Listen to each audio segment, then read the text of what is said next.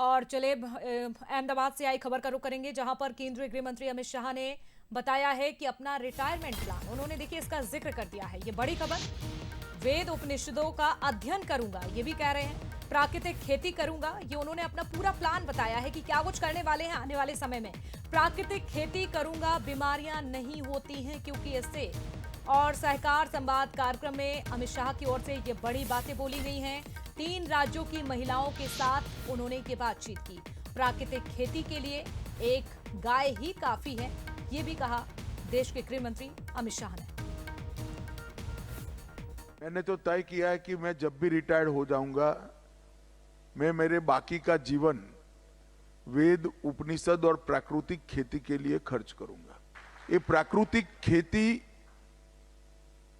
ये इस प्रकार का एक वैज्ञानिक प्रयोग है जो कई प्रकार के फायदे देता है। मेरे खेत पर मैंने प्राकृतिक खेती अपनाई है।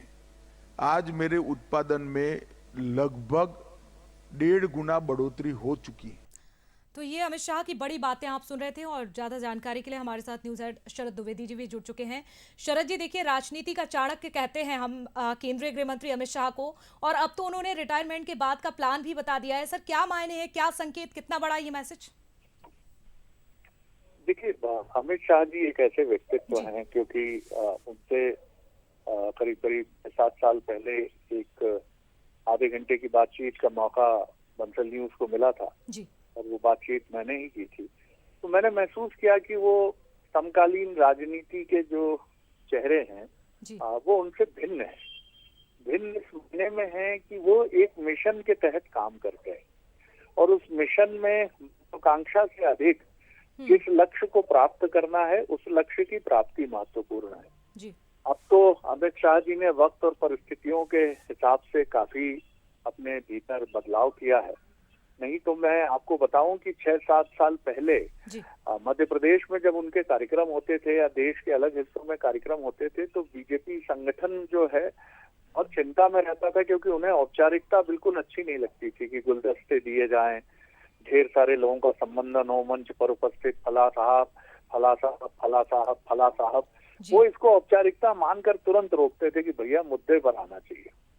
तो उनकी ये जो सोच है, मुझे लगता है कि वो एक ऐसे व्यक्तित्व हैं जो ये चाहते हैं कि जीवन भर आपको एक ही लक्ष्य के पीछे आप भागते रहें, ये संभव नहीं है। शरीर है, मन है, ये दोनों कभी ना कभी ये कहते हैं कि क्या आपने अपने मन का काम किया अभी तक, या आप वही करते रहे जो टारगेट आपके सामने था। जिस तरह हम देखते हैं कि हमारे क्रिकेटर्स हैं वो अपने को बहुत तेजी से बहुत थकाते हैं। T20 है, वनडे है, IPL है, टेस्ट मैच है, और राजनेता मुझे लगता है कि उससे कहीं अधिक थकता है। 1 सभा, 2 सभा, ये विधानसभा चुनाव, ये लोकसभा चुनाव, ये उपचुनाव, कोई अंत ही नहीं है इसका।